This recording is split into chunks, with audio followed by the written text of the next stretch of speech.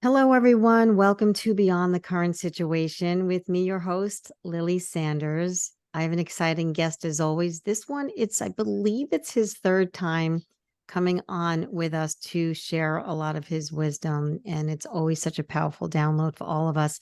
Dr. Todd Ovokaitys. And was first of his class, top of his class at Northwestern University with the highest possible grade point average. He then went on 2 years. He was after 2 years, accepted into an accelerated undergraduate and medical training program at Johns Hopkins University and Medical School.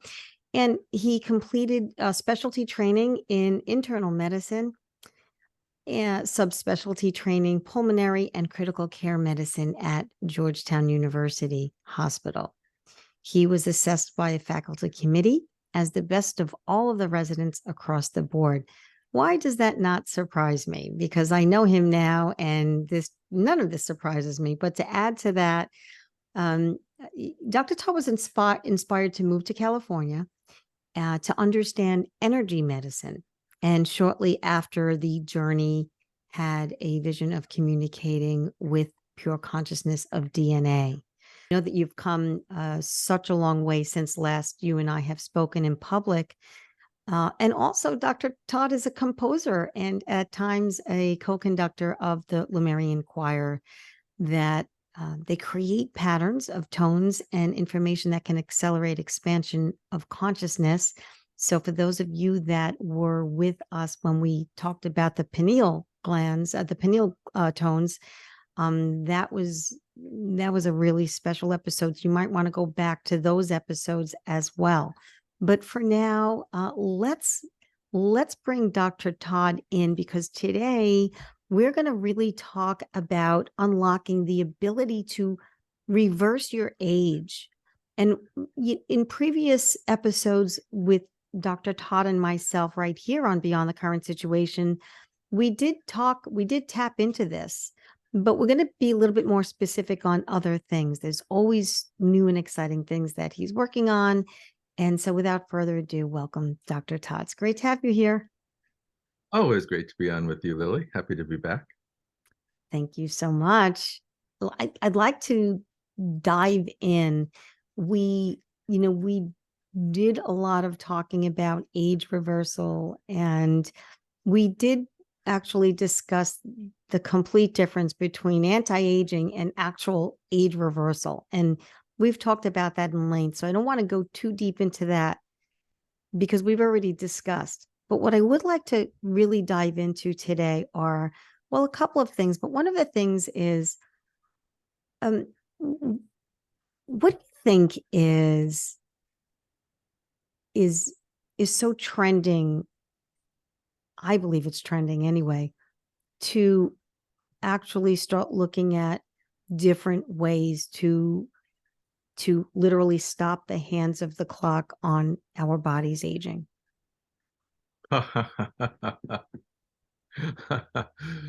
Well, there's a whole realm now that's called regenerative medicine or longevity medicine. I was given the privilege and pleasure of presenting with some luminaries from Harvard, including Dr. David Sinclair, who's known for his work with resveratrol and more recently with epigenetics, as well as Dr. Church, who's famous for having developed the CRISPR technology. And I think Dr. CRISPR, the man who invented it, Dr. Church, said it best. In his words, anti-aging was boring. I because get that.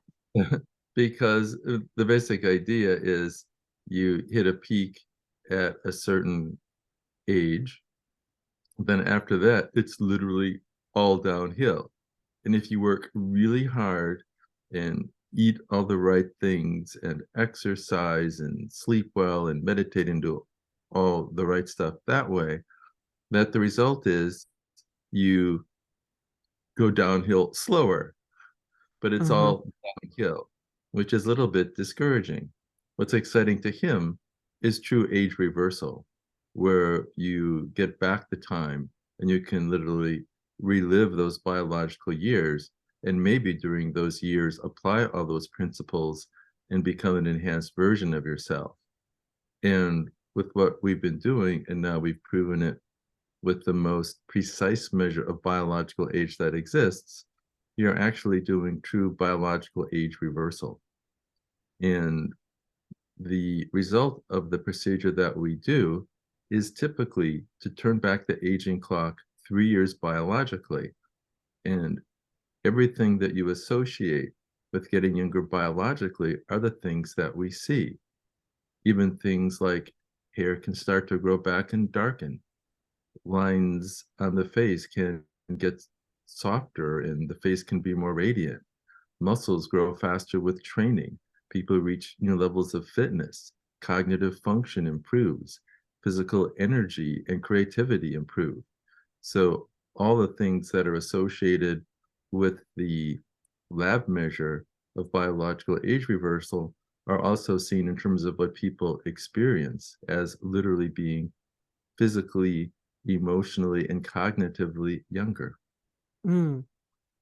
And let's start. So physically, emotionally, and cognitively younger. Uh, let's start with the emotional and how that connects with the physical. I know that what I've learned is that I know people hate this word, the D word, disease word, right? Disease, the C word, cancer. When when you hear that word, it's like, right. And I believe it was Enrique Barone who I saw speak with you on someone else's show, where he really kind of says that disease is not evil, but special. And I get that. The diseases are not here to kill us, Right, but to save our lives. And, right. you know, I don't want to come off like I want to be really, really very responsible and very caring to all of you listeners, everyone that's listening right now. If you have some sort of uh, body threatening illness or disease or anything like cancer or anything, it the last thing that I'm doing, or Dr. Todd, is making light of this, but actually wanting to encourage people that do have some kind of illness that maybe one of the solutions is lowering the stress to, not as a only antidote, of course, but as one of the antidotes that you could do yourself without going to a doctor for medicine. Can you speak to that, Dr. Todd? Well, there's a ton of data that indicates that the higher the stress someone is under, the worse things tend to get. And whatever one does, and I'll state it even as a medical doctor, whatever one does from the standpoint of a medical approach, whatever is being done, it works better if people are less stressed. I mean, stress on its own has known to create a whole set of issues. It's been known, for example, to be a big factor with peptic ulcer disease and various gastrointestinal disturbances. High stress can make cardiac instability issues uh, more problematic and more difficult to treat. So, whatever one is doing, the mantra would be less stress is best. And there are many techniques for that, of course. I really like some of the work that's been done by the group that founded Transcendental Meditation. And they found that people using the meditative practice, it wasn't necessarily age reversing, but it was age stopping. That Yep. after 10 years, they were roughly the same biological age and functional age as when they started, as opposed to those who didn't, that aged in a usual way. Mm, So any practice that reduces stress tends to make everything work better. yeah. Yeah. And the truth be told, most people right now listening now are saying, yeah, no kidding. But really, I want to stress this because one of the things that people say, yo, sure, it's easy to say, not to have stress or, not to, uh, it, not to feel that emotional pull. But it's really important to talk about even how we can prevent that. First of all, the brain I've always believed that the brain can really heal and also mend, right? So it's there to prevent, though, for sure. And um, I think we have a responsibility to ourselves to actually tap into what our brain can do in order to serve our higher self, in order to lessen um, all of those things that add to stress and lessen the stress so that we can start actually healing from the inside out. So, because it's been told that it's really one of the main causes for disease. I remember back in, oh my goodness, the 80s. I remember reading and listening to Louise L. Hay. I mean, the 80s, when she was always talking about, and she said she called it dis-ease.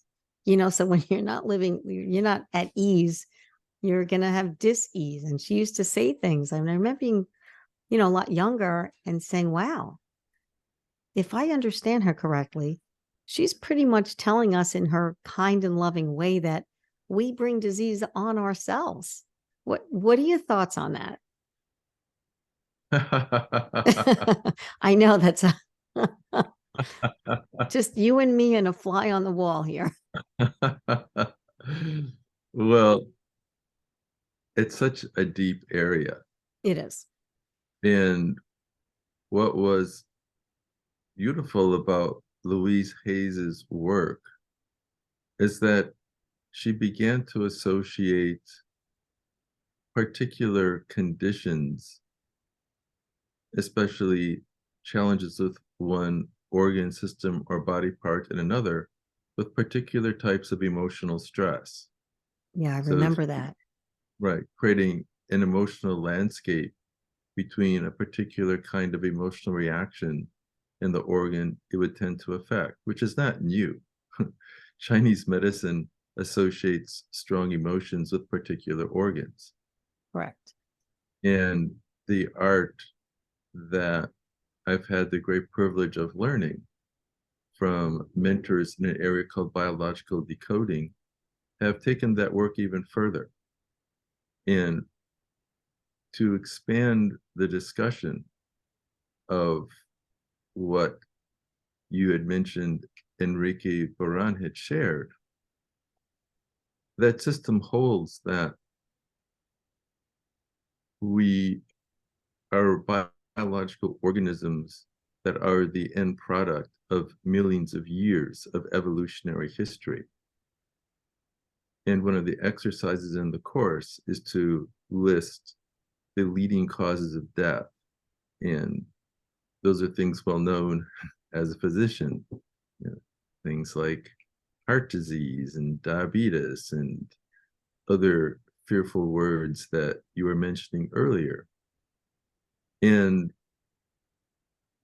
over millions of years, those really weren't the key factors that allowed one to survive or not.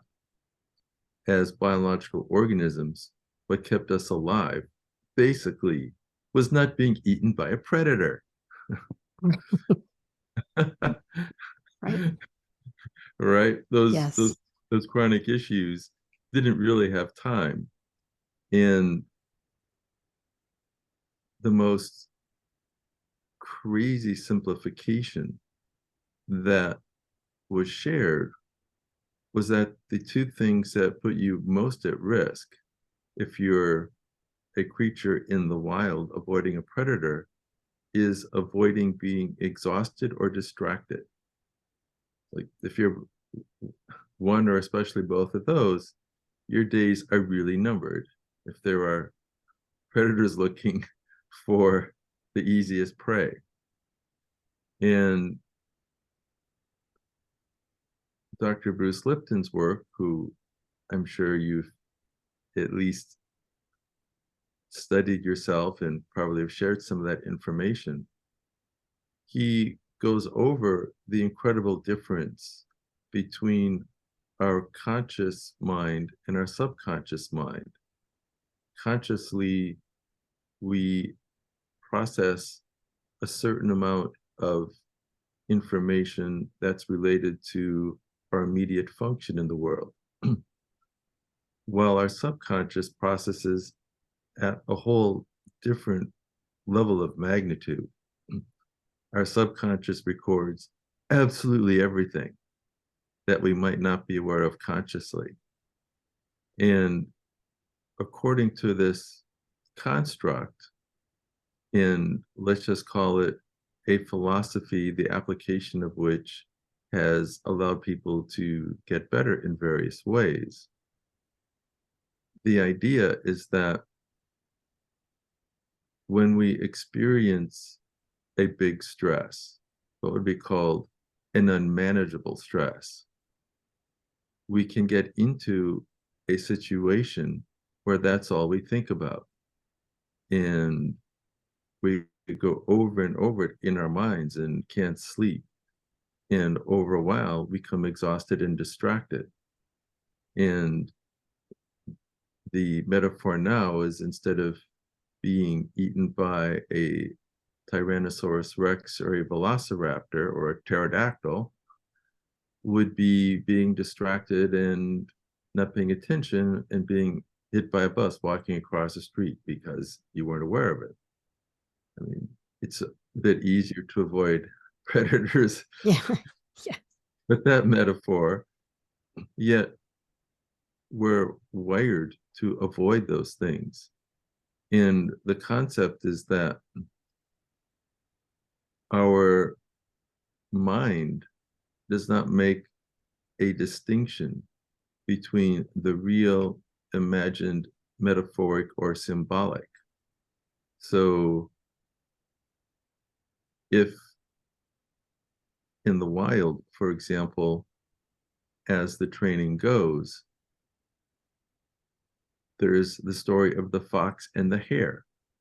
So fox is really hungry, he sees a rabbit, gets a rabbit, he's about to have this great meal, and then he sees a pack of wolves. So that's one of those, oh my God, moments. Yeah. And he can either enjoy the meal, but be the next meal, or he can run away and still be hungry. And in that moment, he simply bites off a whole leg whole and swallows it. And his brain realizes he has something indigestible, and the brain modifies the stomach to be a super stomach, creates more cells, the cells create more acid and digestive enzymes, and eventually he can digest it, the brain gets a signal it's okay, and those extra cells simply go away.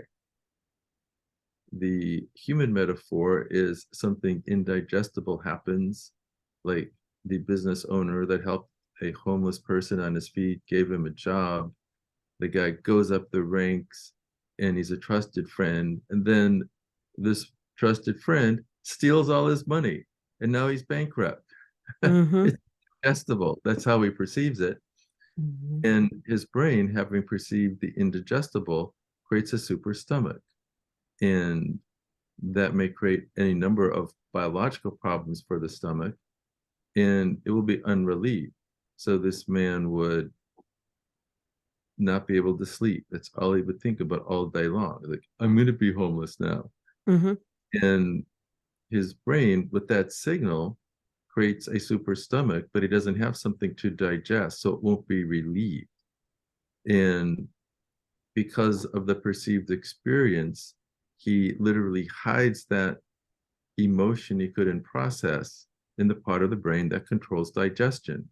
And once it's hidden there, then he stops thinking only of this event. He can think about what he's going to do to correct his situation. And the stress to his stomach that won't be relieved. And that's where getting to the emotional root of things is the key to unlocking it, at least for that person's psyche and his stomach. And there can be a practical solution where the guy that stole the money gives it all back with interest and promises never to do it again. That's a practical solution. And we know how often that happens. Mm-hmm. Like, not so often, probably. Right. But, maybe in the movies and not even anymore. Right. In the movies. The good writing's getting really realistic now. Like, okay. And then there's the symbolic solution where a person reinterprets the experience in some way, so it's no longer perceived as indigestible. However, the person does that. It can be, well, I really did want to change my life and pursue spiritual things, or this is a new challenge and I can build an even bigger business better. So somehow it's no longer perceived as indigestible and the emotional stress can be relieved. And then that stress is taken off the stomach. And then the biological result of the stomach now being able to repair since the stress is relieved can happen. Yeah. This is a great way for you as the listeners to really see this and understand this. And I love explaining it in this way. That's why I loved when I heard it explained this way in that, like, you listeners have this unusual energy within that needs to be managed, right? And your brain needs to digest stresses. And so this is a perfect example that he's given, to look at this as something where we need to digest it is just a perfect way of looking at it, because to Dr. Todd's point, subconsciously we're just ingesting everything, whether you realize it or not. And so hence the result, right, being, the exhaustion and the distraction. And we could die from stress of a situation, right? Or by maybe a disease, or we could just die from the fear of even getting a disease or some kind of body threatening or life threatening illness. And so the key, that missing piece, or that real key, is that decoding, or digesting, or learning how to manage those stresses so that we can digest them, and they wind up no longer being a distraction, and they wind up no longer exhausting us, because we're not distracted from something that seemed so indigestible before, maybe is not now, right? So how does that take us then to a more fundamental way that we can look at biological decoding for this, or bio reprogramming? Mm-hmm. The question arises when you learn this dynamic. If we know that when there's a big stress, that's an unmanageable stress, lived in a state of isolation will result in a process where we literally hide these stresses in the parts of our brain that are related to how we perceive the experience. If we don't want to accumulate more of these, how do we prevent more of them from happening? And the Good instruction is question. the instruction is really simple, which is express your emotions as they're happening in the moment to a living person, ideally, or even to a dog or a plant, but it's expressing the emotion in the moment as opposed to burying it is Mm. the best way to minimize adding any more stress. Mm. And as you That's a learn, great, yeah. that's one great thing. If anyone is listening and sitting, I would encourage you to write that down as a number one thing, right? So if something is emotionally disturbing you, address it now in the moment, if you can, with a person, a plant, a thing, an animal, a pet, right? Mm. Yeah, Perfect person, put a little. preferably a person, right?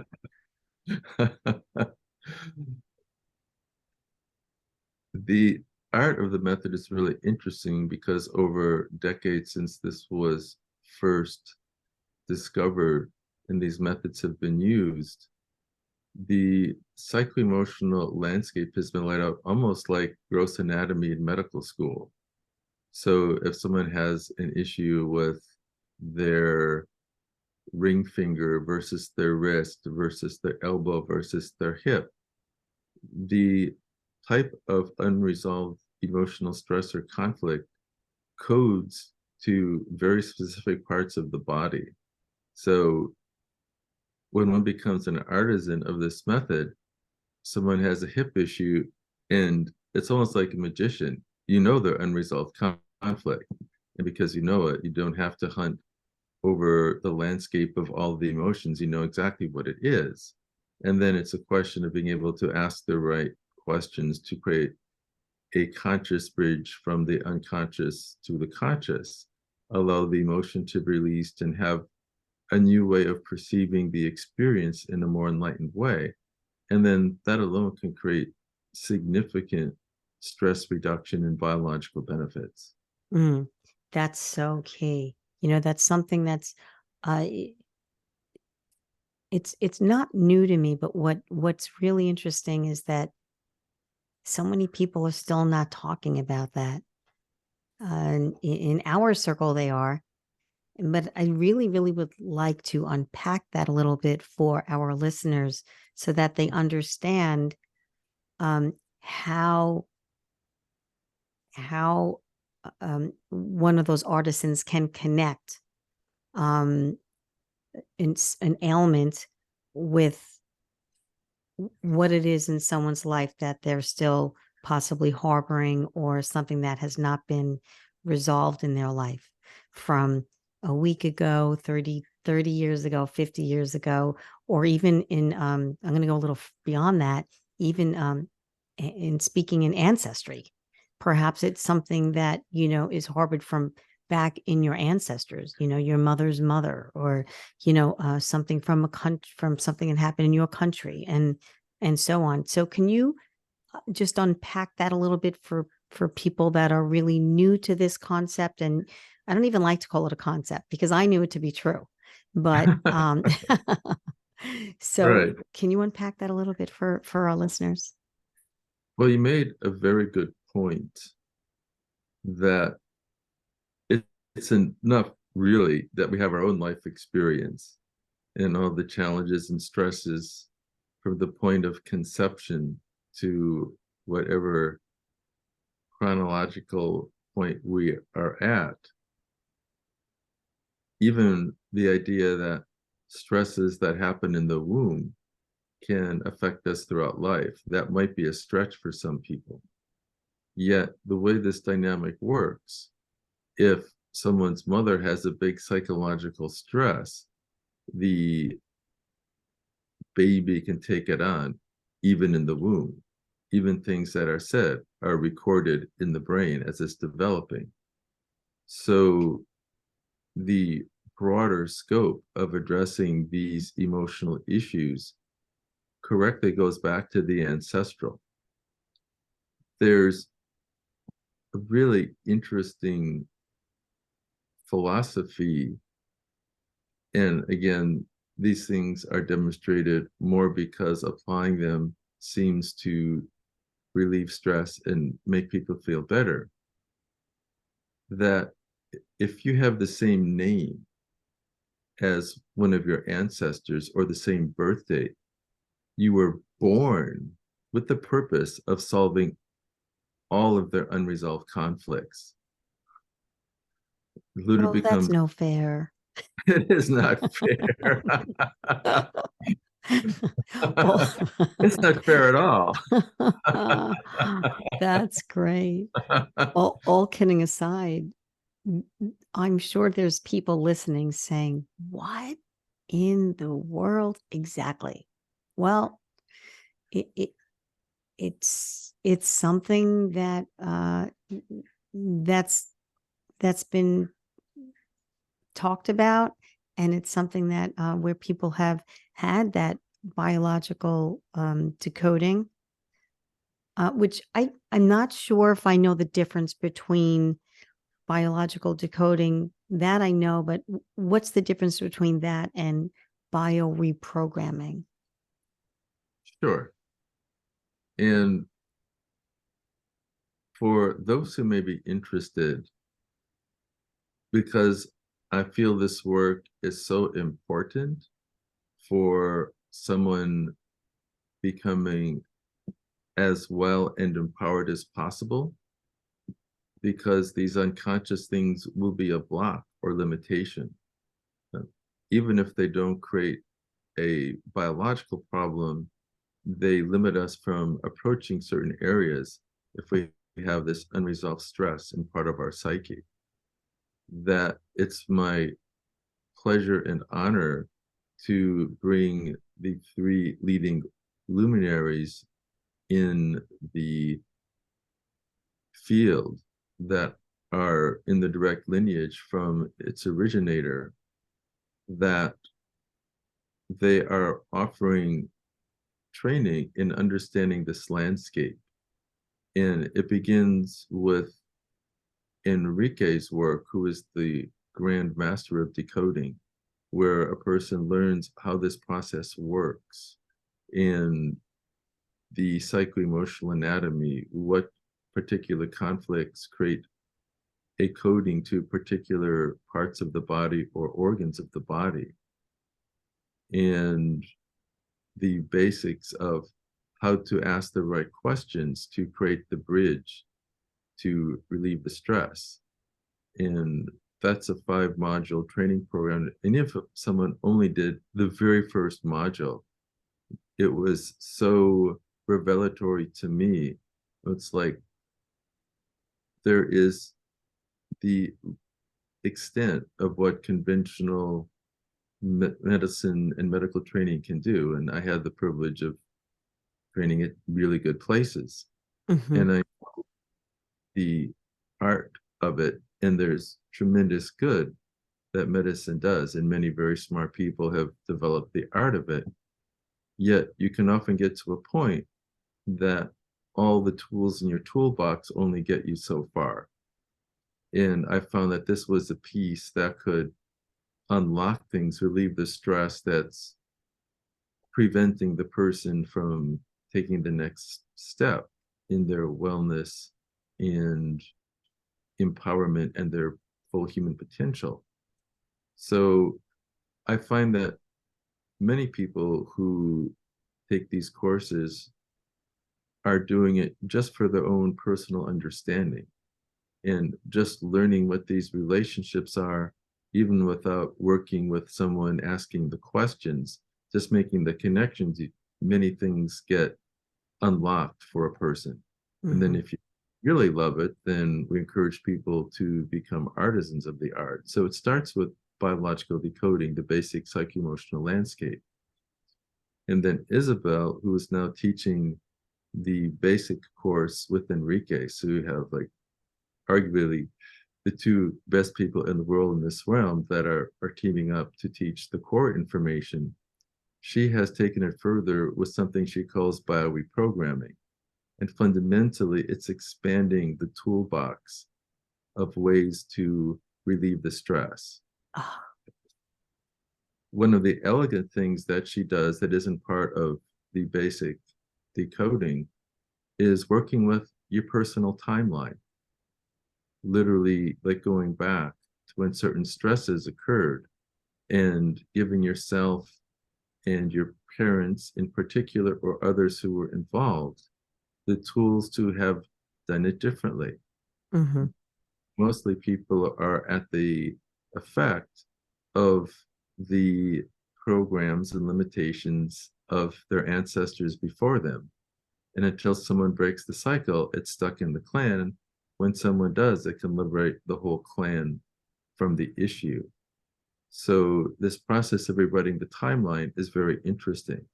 If you rewrite the past, you literally can change the present.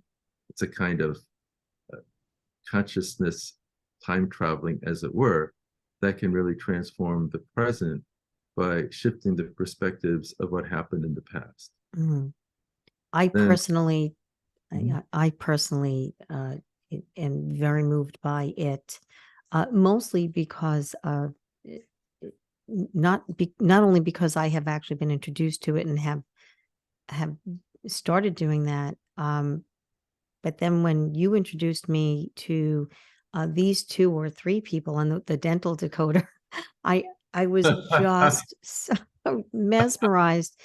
Look, there's there's so much to tap into. To Dr. Todd's point, I'm going to do the same as someone who actually helps people change the blueprint in their life as a spiritual coach. This is like um, me tapping in and learning this even adds to my tools and my tool belt to help other people really expand their toolbox, if you will, as you put it, which is perfectly put. And I can't say enough about it. And not to sound not to be silly about it, but one of the things that Dr. Todd, you may know, and some of my listeners may or may not know, maybe, of course, if you read my book, you would know, but one of the things that really introduced me, or should I say, that put me into this path of really wanting to know if there was something in that ancestral line that, you know, that brought me to this place, and why, and what is my purpose, and how can I start to reprogram, was when I started to look at literally the things that were going on in my life, and then questioning the past and questioning my ancestors, and honestly just researching, which is what makes me a great writer, because I'm always questioning, and I'm always curious, and I'm always researching.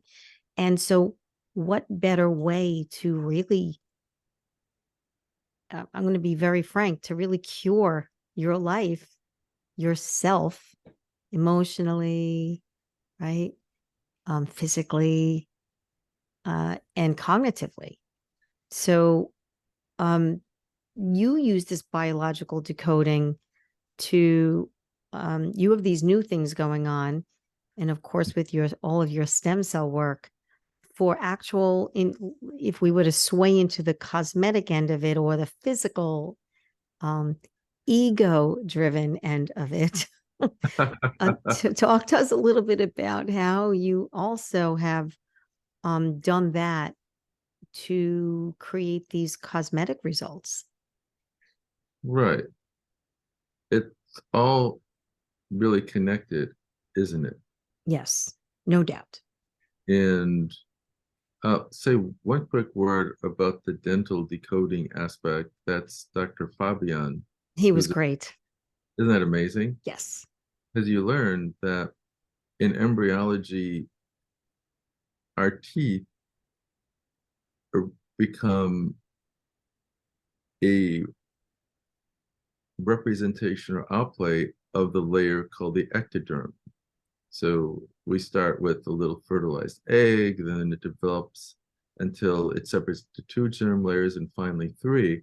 And those three germ layers produce all the organs and systems. And the ectoderm creates the skin and brain, but it also creates the teeth. And in this understanding, the teeth are a crystalline structure like a little radio that are coded to particular parts of the brain.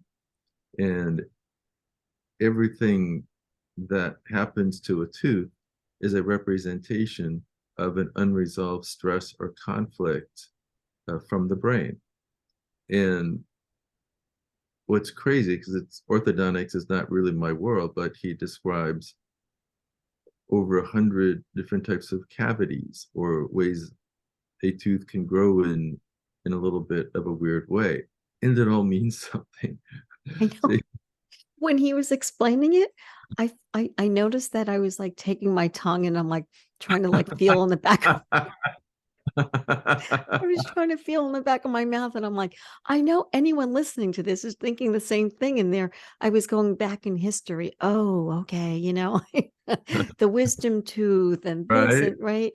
Yeah. But it was all kidding aside, it was really very special to hear him speak of this in his world as a matter of fact, Right. and mind-boggling. But again, it's all connected, so it seems so relevant. Mhm. It's another way of interpreting the landscape. What's wild and makes it really seem like an arcane art is that he's so good. If you just give someone a dental x-ray that shows all the teeth and dental bone, he can write a 32 chapter book about their ancestry, their parental relationships, their life dynamics without their saying a word. The other parts requires an interaction. There he Mm. simply knows by looking at it. It's pretty amazing. And he's been 100% accurate so far. So it's another tool that makes it even more complete. Yeah. Wow. And I'm sure he could look and see um, beyond someone after they've also had braces. He says that if he does the decoding, things like braces to correct teeth alignment works a lot better and a lot faster. Mm. To have the braces in order to decode. The other way around. If Ah, if he decodes it, the time it takes to realign the teeth is a lot faster and works a lot better interesting. Wow. because the Hmm. brain is not overriding the repositioning of the teeth anymore. Mm-hmm. It's that subtle. Mm. And yeah, While you're on this, we're on the subject with the dental decoding. I want to ask you a question around that mhm, because, uh, of course, there's all of this, all these concepts and philosophies, and also studies about what can result or the trauma that the body goes through when you have a tooth pulled. mhm. And many people say that people that really invest their belief system in this, they will never have a tooth pulled.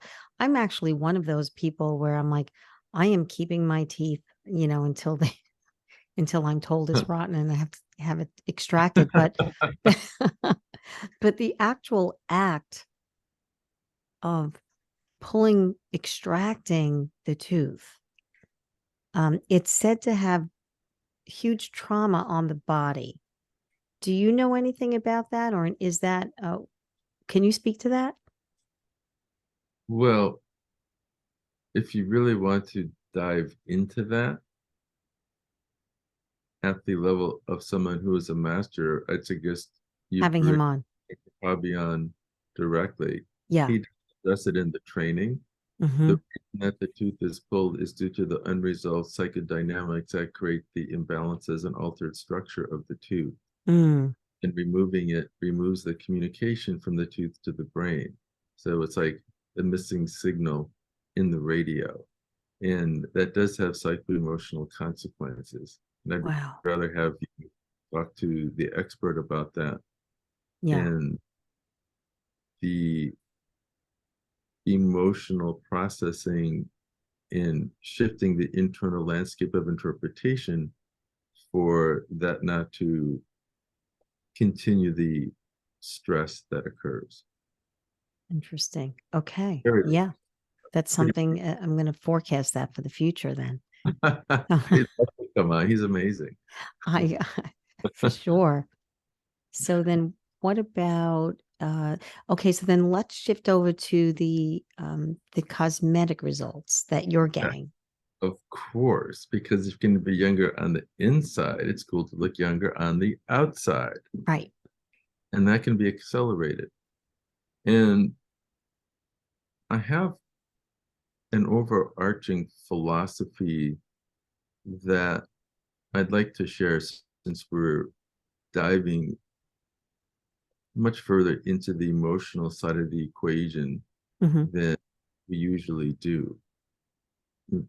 It's one of those things as practitioners, you really get aligned to focus more on the biochemical and physical as opposed to the underlying mental and emotional roots of things. And in part, it's about having the right kind of tools to address those issues. And if you don't have the tools, you work with the ones that you have. There is this phenomenon, and I would call it literally a collective program in the human psyche that has to do with this fixation on birthdays and chronological age. And if a person really wants to remain mentally and biologically young, it can be important not to speak of your chronological age. And the reason is that billions of people think that based on a number, your body is supposed to do certain things or isn't supposed to be able to do certain things as well as before. And that's a program. And we're showing that we can reverse age at the DNA level, which then translates into biological performance enhancing. Yet, if there's this limitation that based on this number, that might not be possible to do anymore, it's creating a block in your ability. Mm. I really prefer to focus on one's biological and functional age, not the chronological age. And that fits into the cosmetic concept as well, because there are a whole lot of emotional factors that are around whether people have visible signs of aging. So one of the ways to really leap out of this paradigm of a trap of focusing on birthdays and chronological age is to literally erase those visible signs of aging. So you can have a younger internal biology with all the organs, but if you start looking younger, then your mindset can really support your literally doing the work to strengthen your muscles, eat in a way that you reduce body fat and lower insulin levels and reduce fasting blood sugar and do all sorts of things that are really good beneficially. The cosmetic work is really fun because it's great when someone comes in and has little lines and wrinkles and one thing or another that might be viewed as a blemish. And those things look a lot better even the same day, and it can look even younger over time. Hmm. Yeah. I'd like to, I have personally seen some of these images that Dr. Todd has shared with me, and we have decided that he will be providing those to me so I can share it on my website for those of you that would like to see these results, these cosmetic results before and after. And for those of you that are watching physically, and those of you that subscribe, you can all subscribe to my channel Beyond the Current Situation. One of the perks is that you'll get the video version. So we're going to, Dr. Todd, I'm going to, if you can, prepare to get those up and share those with our audience visually. Yeah, Maybe I'm explain able those to one do at a that. time. Sure. So I'm going to put them up. It may take a little while to Okay. So while build. he's getting these up, he's going to show us They're ready. a couple of examples. Yep. So this is the evolution of the art of fillers. And we ourselves used hyaluronic acid and had some really nice cosmetic results. And that said, hyaluronic acid, even though it's natural to our bodies, has some limitations. It can form little balls that you need to rub out. And there's a limitation of its biological activity. It doesn't generate nearly as much collagen as what's come after. We went from hyaluronic acid to platelet-rich fibrin, which is a natural product from your own blood. And fibrin is what allows the blood to clot. And you can make a gel of that, and it creates more collagen and gives a better result. Yet it has limitation that it loses 3/4 of its volume in the first 24 hours. What we've moved to now is the most advanced natural filler that also comes from your own blood, except it uses albumin, which is one of the blood tests that you get in the blood panel, in the typical chemistry panels. And there's a process whereby you can separate plasma from blood and use a certain cycle of heating to turn that into a natural gel. And there's a lot of research on this in cosmetic dermatology, that this will generate 4 to 5 times as much collagen as hyaluronic acid and give much better, longer lasting results.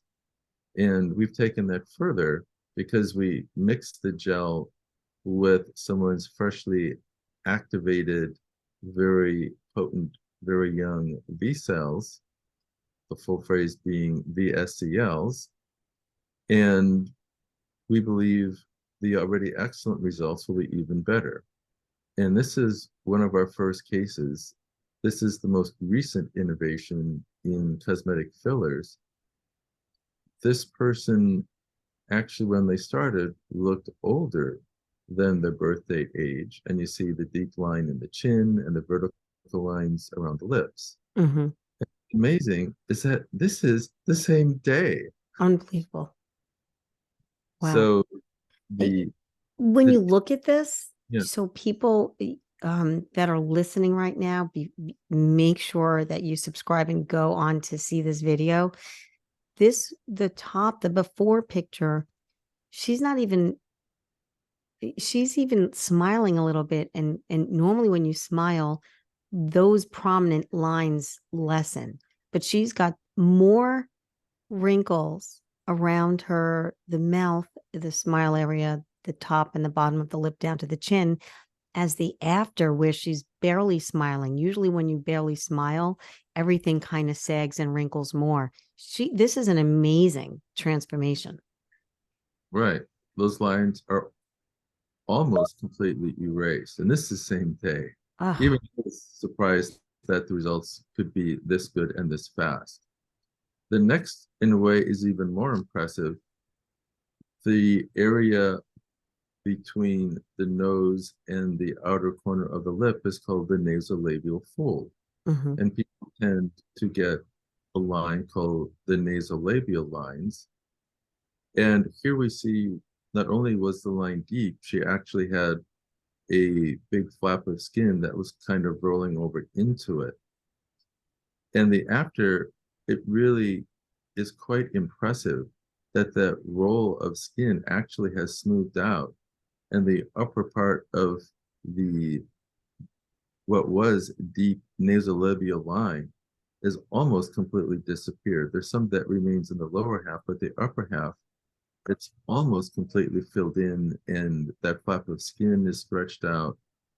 It looks almost like she had plastic surgery that stretched the skin to pull it out that way. And this was just from the use of filler. Oh my goodness. Wow. And how long does this application take? Uh, well, I think this whole process for her took about 5.5 hours. It took a while, but the results were worth it. It's totally worth it. I mean, she looks amazing. Mhm. And Wow. then maybe as or even more impressive are the deep lines in her forehead. And I've seen filler improve this at least somewhat. And here we see these deep furrows that might take multiple applications of filler to make less prominent, and they're almost erased the same day. Hmm. Yeah, I'm just so impressed with this. And this lasts typically around 3 months, 4 months Of this type type of, of application. the name of this filler is platelet-rich gel, which is the filler that comes from the albumin in your own blood. So it's quite natural. It's your own natural product in a sense. Mm-hmm. And there's a lot of research on it, and it lasts more than other types of applications. One treatment lasts for about 3 months. If it's done again in a month, it lasts a year. And now that we're adding these very young, very powerful stem cells, these pluripotent stem cells, we anticipate that that will further augment it. So it might create a multiple. It might even last 2 to 3 times as long as that. Hmm. We do the test of time to see how much enhancement that adding the actual uh, pluripotent stem cells, pluripotent means it can make all the types of cells. We know it's going to be at least as good, and we expect it will be better. We just don't know how much better until we see the results over a longer period of time. Mm. This is amazing. And you had another image of a gentleman with hair loss that there's hair grown now on top of the head. Can you show that image? I would be happy to do that. So this is Mm. before, and the stem cells can also be injected into the scalp. Mm-hmm. And what's interesting in stem cell biology is that every tissue looked at that I'm aware of has its own type of stem cell. So the liver has its own type of stem cell, the muscle has a type of stem cell, the brain actually has 3 types of stem cells. And what isn't as well known is that the stem cells in the skin reside in the hair follicles. And we can inject the cells directly into the scalp with the intention of repopulating the follicles. And this was a particularly good result. This is the before, and there's some hair, but it's quite thin on top. Mm-hmm. And this is the result just 6 weeks after. That's amazing. And it looks like almost a full head of hair now. Yeah, that's amazing. He must have been one happy fellow. He's very pleased. That's great. Hey, let me ask you a question around these things. Mhm. Um, was that it, by the way? Did you have another image? I don't want to interrupt. Yeah, that's it. I can stop Okay. this. So I guess my question would be, um, what you talk about the psycho, I want to say emotional, but I want to give it its proper term, the psychobiological uh, medicine, and which is speaking to the emotional. What would be a listener's, let's say, what would be a good best practices for them to something that they could fundamentally do at home to start that process of psychobiological healing, let's say. Mhm. Probably best to reiterate what we shared before, that the key to avoiding an even greater burden of these conflicts that will add more stress and more limitations to our brain is to express the emotions that we're feeling in the moment, ideally to another person. One of the challenges, something happens that's very stressful, and it's in a situation where you're really not allowed to say what you're feeling. If an authority figure says something that really upsets you, it's often not safe for you to speak your mind. So when that happens, of course, you don't necessarily want to tell your boss off and lose your job, and then that creates another set of stresses. Uh, it's best to share that with someone that's safe. And if you don't know anybody that you trust that much, then tell your dog. Right. Your dog Or can get a talk, coach. or get a coach. You're Okay, probably so safe.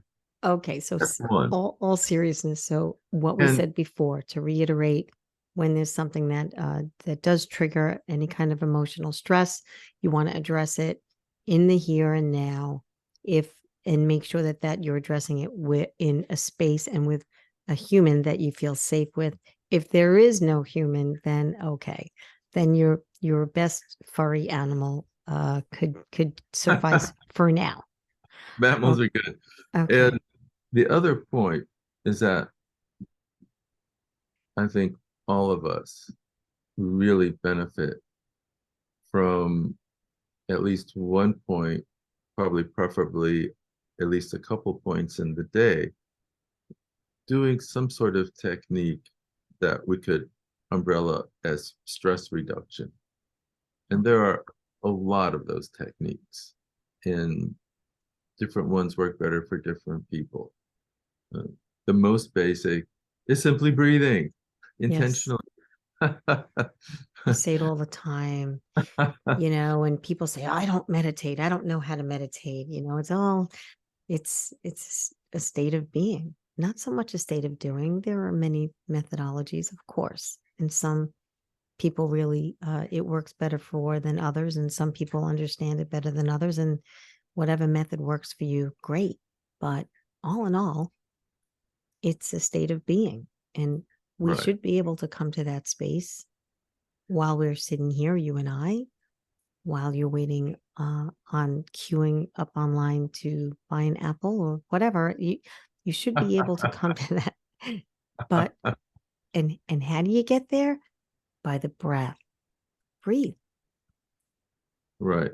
Just as something really simple that people can do, and there's lots of methods, but this one is easy to do, easy to remember. Simply 4x4 breathing. Mm-hmm. Breathe in to a count of four, ideally 4 seconds, but depending on your breath, your count may be faster. If you're really good, your count may be slower. And just breathe in, 2, 3, 3, 4. 4. Hold, Hold. 2, 3, 4. Exhale, 2, 3, 4. Hold, 2, 3, 4. And repeat.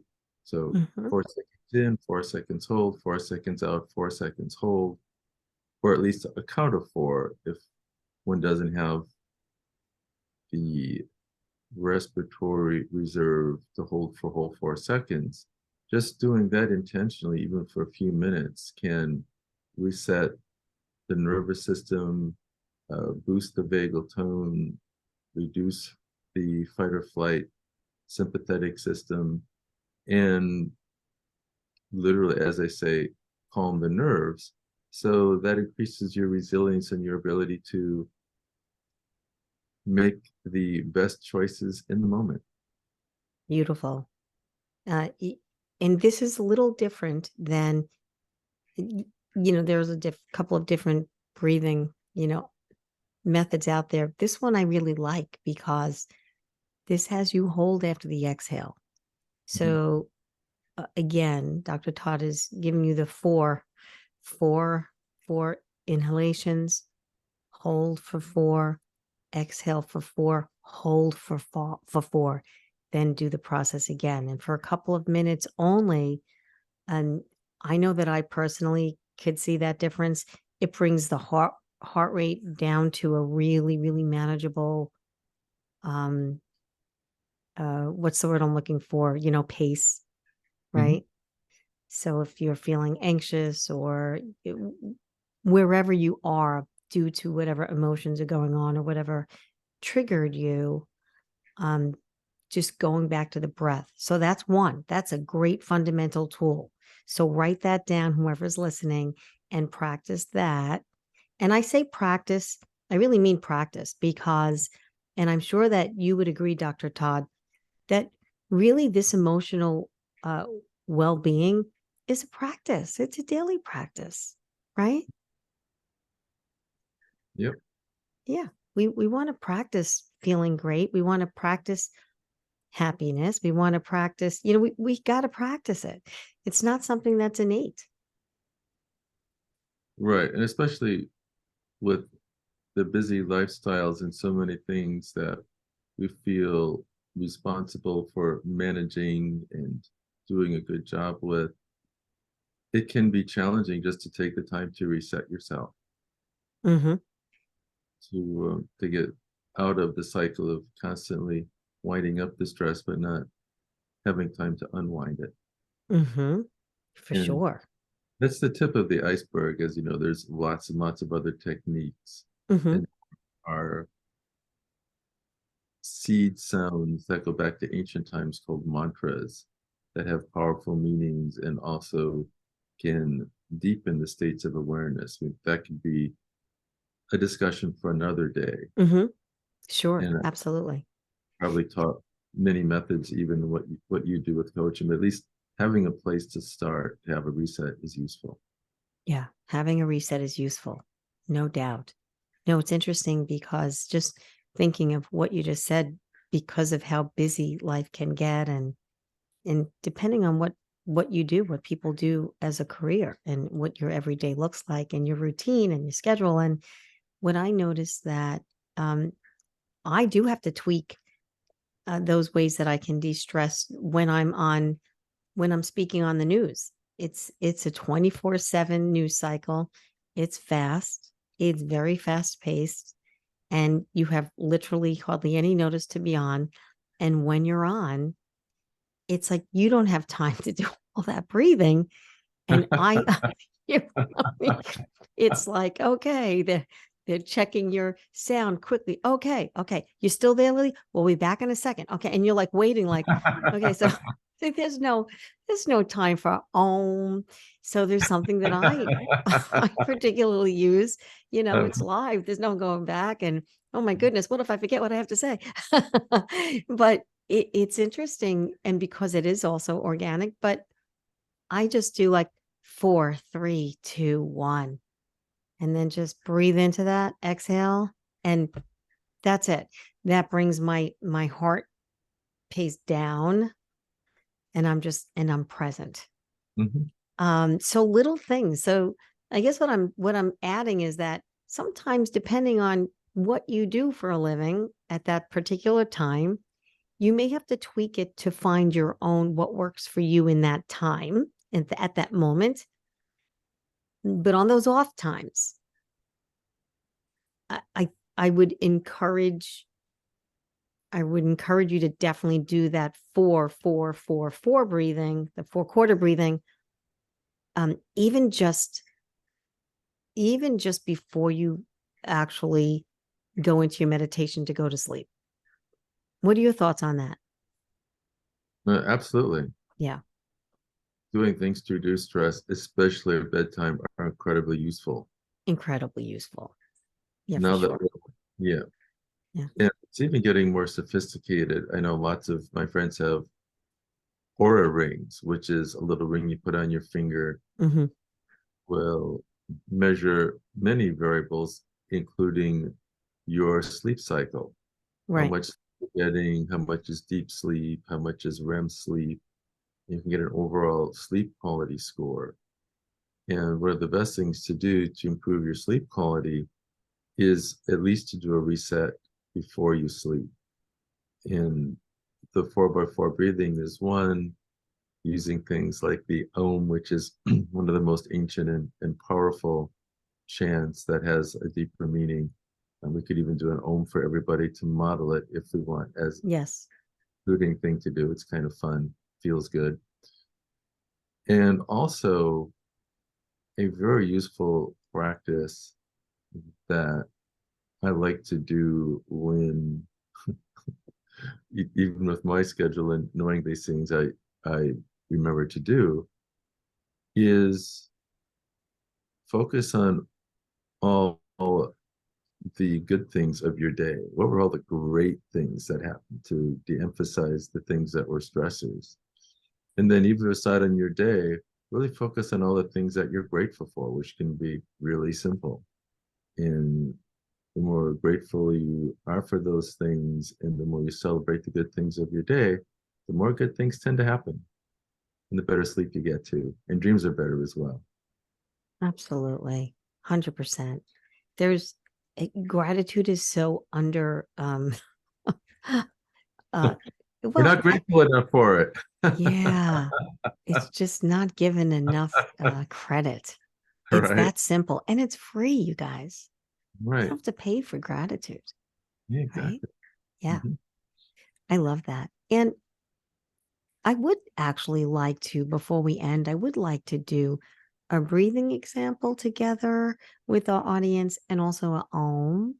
Before we Mhm. do, what came to my mind when you were talking about the ring, I'm familiar with it. I don't have one, but I know a few people that do have it, and they're into checking all the stats on it. Right. But Which can be stressful, being worried about your exactly, that's right. It's like you're buying something to see where it's stressing you more. But what I wanted to really bring attention to for our listeners and our viewers is you could do all of these methods, everything under the sun, but unless you're really also treating your body in the right way, where you're ingesting the right foods and not ingesting toxins. And what I'm referring to is really be honest with yourself. I know that uh, I started taking your supplements, Dr. Todd, when I was really interested in brain health. And uh, what I noticed was that it definitely took my sharpness to a whole new level. But what it also did was take away that complete, um, uh, like understanding of how toxic even a glass of wine is. Like alcohol just is so toxic to the brain. And, if that's someone's thing, that's someone's thing. Whoever's listening, I mean, most of every day of our life, everything we look at is all revolved around, even when you watch TV or you look at a news ad, or everything's revolved around someone, drinking a cocktail or something, going back to forever, like decades. I remember watching Bewitched as a little girl, and everyone comes home and they start pouring a martini. I'm like, I didn't even know what a martini was, but to me, that was like conditioning of the world, right? When I was a little girl, I'm like, what are those things in those pretty glasses, right? But my point is, um, that's like a legal poison in my view. And if I'm going to spend a most part of my life trying to make sure that I'm feeling whole emotionally, physically, cognitively, uh I part of that work is really being cognizant of what I'm putting into my body. Can you tell us in just a couple of sentences, because we've never discussed this. Mhm. Can you tell us really, am I going crazy, or is alcohol a complete toxin to the brain? Well, we could have a whole show about the biochemistry of alcohol, how it's metabolized in the liver, and the various neurocognitive challenges that occur with it. Metabolically, for people's understanding, alcohol is in between carbohydrate and fat in terms of calories. It metabolizes partly like carbohydrate and also partly like fat. So if carbohydrates are 4 calories per gram and fat is 9 calories per gram, alcohol is 7 calories per gram. So a gram of alcohol is roughly equivalent to a gram of carbohydrate plus half a gram of fat. So in terms of the metabolic effects, it tends to favor fat deposition in the liver. And some people who drink alcohol get a fatty liver and even an inflammatory process from that. With the brain, there are various cognitive effects that become cumulative and progressive over time. There are nutraceutical things we've created that can neutralize some of those challenges. So we sort of joke, if you have your habits, you can embrace your habits, but at least take the antidote to them. Yet, yet in general, if things have a toxic effect, the best solution is to avoid them. Mm. Mhm. And if people do consume alcohol, the one thing to drink that has mitigating effects is red wine. And there's Mhm. lots of information about that. And Mhm. as long as it's combined with good levels of folic acid, there can even be some longevity benefits, probably from the resveratrol, which you can take as a supplement without the alcohol. Now that we know what the active component is, that is one factor that has some benefits to it. Yet, in general, especially for what would be called hard spirits, a little bit the body can metabolize. And it's also useful to keep the blood alcohol level as low as possible to avoid the harmful effects. So at least if it's ingested slowly, the liver can keep up reasonably well with the metabolism, but large amounts at once, then it gets to levels where the effects, particularly on the brain, Mm. become amplified. If we had more time, I could actually discuss some of the adaptations that occur to the cell membranes in the brain, which can compel someone to actually need to drink alcohol to feel balanced, which Mm. is to I would someone. love to do that on a different episode. Is it because this is and I didn't mean to go into a whole thing, but this is alcohol is such an it's not only an interesting topic, but like almost everyone, so many people, more people than not, drink alcohol, not just socially once in a while, but like almost every day.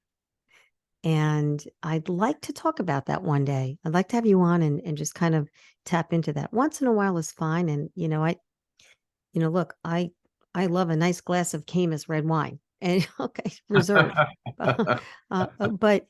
But something that like hard liquor, like I could never touch it again. It just my brain does weird things.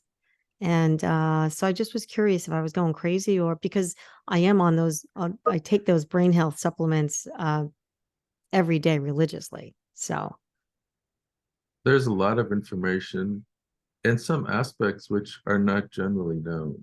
And I won't start that discussion because it really merits going into the details. But there's some fascinating things about how consuming alcohol makes cell membranes stiffer. It's an adaptation to the alcohol. And that can create a situation where a person needs to have a certain amount of alcohol for the brain to feel normal if they get stuck in a particular kind of loop. And then I mhm. can discuss some ways I believe that the recovery could be accelerated as well using nutritional support. Hmm. Giving the And brain. again, to tie that in, if that is someone's journey right now, isn't that just such a wonderful thing that you can add that new journey to at least cutting back of alcohol consumption to that reprogramming, and that biological decoding, and really kind of make this as, I guess it's like a triad, right, Dr. Todd? I mean, it's really emotional, physical, and cognitive, correct? Oh, yes. And there are even emotional conflicts relating to overconsuming alcohol, food for another day. Exactly, exactly. So that's why, yeah, so bringing that up, if that is someone's journey that's listening to this, this is really a great way to start to, add these fundamental steps that we even talked about today, as far as even what to do with lowering the stresses, as far as, what to do with coming down to presence, addressing something now, being present, starting with the breath, doing the breathing. Can you do the breathing for our audience right now as an example so they understand how to do that? Mhm. Okay. 4x4 breath, just as an example. Yes, So please. I can even use my hand to like guide the breathing, the little Mm-hmm. box. That'd be great. So inhale,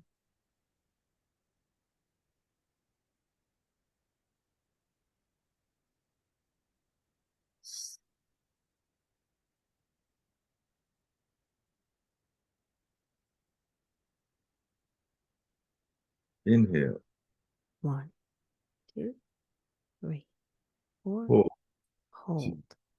three, 3, 4. four, hold, 2, 3, Exhale. 4. Oh, Oh, that's exhale. exhale. Hold, 2, 3, 4. Inhale, 2, 3, 4. Hold, 2, 3, 4. Exhale, 2, 3, 4. Hold, 2, 3, 4. 4x4. Perfect. Perfect. So 4x4.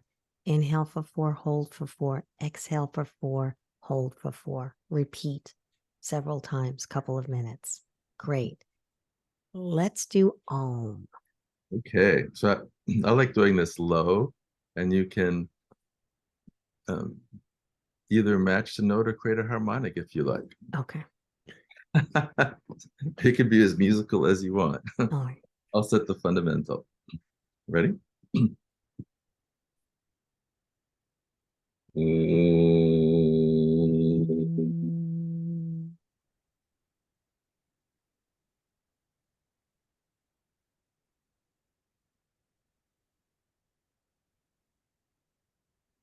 Now I hear that coming from your pineal gland.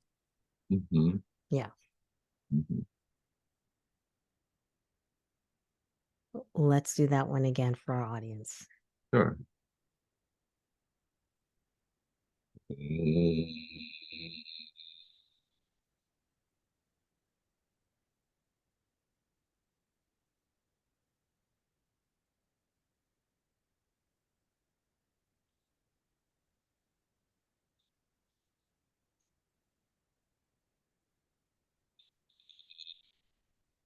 Now that was really low for those of you that are not on the video.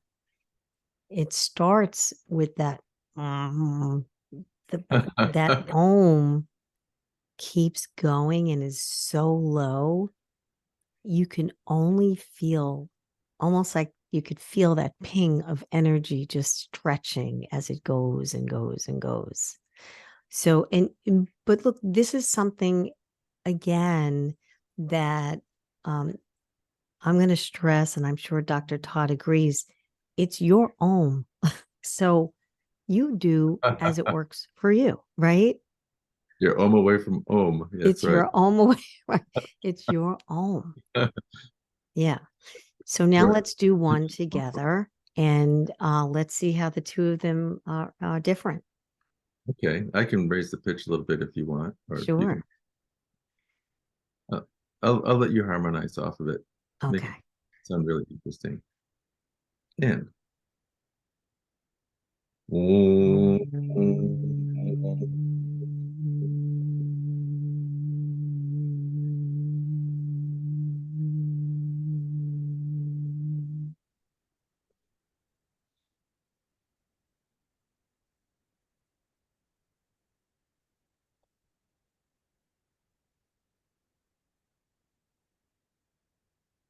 Do you still have breath left? yeah. Yeah. How many times would someone do Om? Well, if you're following the ancient traditions for the use of a mantra, Okay. the classic number for a full set is 108 repetitions, 12 times 8. And they're actually use meditation beads where you can move the beads with your finger till you get back to the start point. That would be the classic. Mm-hmm. 12 The rea- times 8. yeah. hmm I'm sorry, 12 times 9. 12 times 9. I'm looking over at my beads over there. I'm like, I have a lot more than 12 on there. But well, there's Yeah, so many, there's so yeah, many different. Yeah. yeah. That would be the classic beads that are Okay.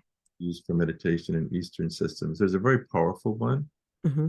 and Dr. Fabian actually plays this beautiful 20-minute fully orchestrated piece, which is Om Nava Shivaya. Om Namah Shivaya. So Om Namah Shivaya has mantras that celebrate all 5 of the elements. Oh. And so we start the class day by this beautiful presentation, and that's a bit longer and it's fully orchestrated, but it's the full 108 repetitions, which is classical. Mm, beautiful. Mm-hmm. It almost sounds like a biblical chant from the Torah. Mm-hmm. Yeah, that sounds beautiful. Mm-hmm. He sounds like a really interesting luminary. I've got to yes, have him on. yes, he Yeah, is. yeah. Yeah. As they all have, who everyone that you have talked about. So bring us home with, if you would, without feeling any sense of pressure. Sure. Um, bring us home with just maybe let's have 3 fundamental ways of, and it could be thinking or belief system, or an actual fundamental thing to do, like the breathing we did, like the Om, and like the 4 Mm-hmm. 4 4s.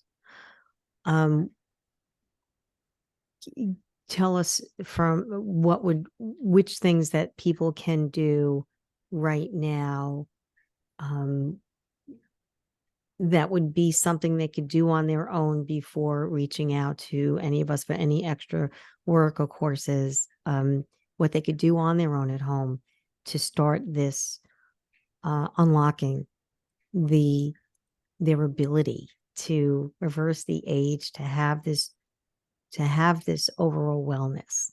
Mm-hmm. So I would crystallize today's discussion to 3 take-home principles. Principle number 1 is if you are experiencing a big stress, it is much better to express your emotion in the moment to someone, or at least some living thing that it's safe to express that emotion to. Second, it's ideal to have moments of stress reset during the day through breathing as the simple exercise we share, or meditation, or other practices, and there are many for stress reduction, so that you can lower this tendency for us to be in constant fight or flight sympathetic overdrive. So, simple, that whole statement is less stress is best, and one or more resets during the day is useful, especially at bedtime. And principle 3 is a mindset principle, which is now that we have actual tools, ours that we're developing, as well as many other brilliant researchers and visionaries around the world, of actually going beyond anti-aging to age reversal.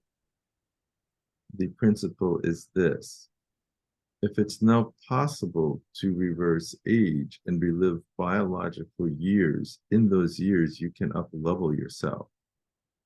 And if you're on a cycle of up-leveling, there is really no limit to the potential you can achieve. God bless you. God bless us all.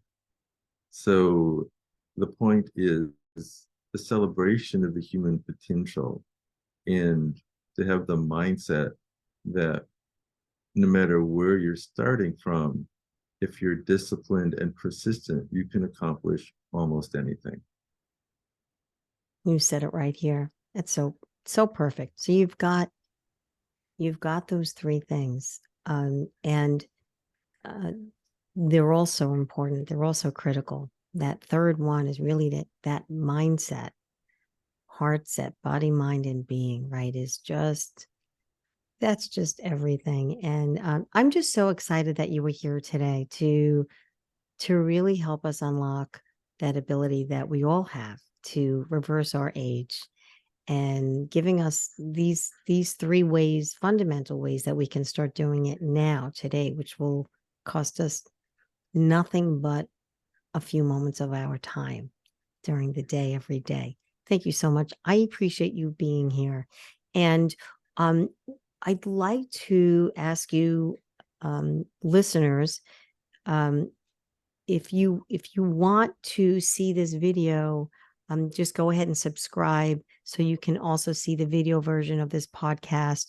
Go over onto my YouTube, go over into my website, where Dr. Todd will be generously providing those photos, those images of the before and after for those people, which is phenomenal. You've got to see these photos. It's just unbelievable, too unbelievable to just talk about. You've got to see it yourself. So you can head on over to that. Dr. Todd, where can our viewers and listeners, where would you like them to contact you? Mm-hmm. Our core reference point for all this information, we are umbrelling it under what we call Song Laser. And SONG is an acronym that talks about the technology, but also is about everything sings. All molecules sing and cells sing. We sing the song of the molecules in light, and good things happen. The contact information is on my personal site, which is drtoddo.com, and it gives the contact information hello@songlaser.com, as well as the number 760-405-4584. And that's an access point for all the information. And I've got a free book that gives nutritional metabolic ways to rejuvenate, called Growing Younger. And if they sign up for that and get the book with information in more detail than we could provide today, then we can also provide information about the training in biological decoding, which is at mindbodylogic.com. We also have a big choir coming up in a year. Mm-hmm. Can be accessed in terms of samples and what that's about at pinealtones.com. And then the supplements are at gematria.com. So there are different flavors of these different tools that are all about being as fit, smart, functional, and creative as you can. There you go. And I'm going to have these links, all these main links will be on the show notes for everyone so that they can just click on and just be shipped right over to you right through space, Dr. Todd. And I've got to say, because you mentioned it, the gematria, I'm a full-fledged fan. And one thing that I've learned, you want to know what I learned today? What? That I will not be celebrating any birthdays anymore because I'm not even putting a number on where I'm at. Yep. And so I have now, just within this hour and a half, I've reversed my mindset as far as that goes. And I've always been proud of where I'm at, but if me actually changing my mindset and not even looking at that anymore, and of course we need the calendar, otherwise you and I would never get here today, right? But in the large scope of things, that's it. Don't wish me happy birthday, Dr. Todd. I, I actually have a song instead of the birthday song. What is it? Want to finish on that note instead of Yes. song that makes people count? There you go. He's taking us out with an alternative to the happy birthday song. Take it away, doctor. Okay, hope you like it. Happy ageless to you. Happy ageless to you. Happy ageless and eternal. Happy ageless to you. Thank you.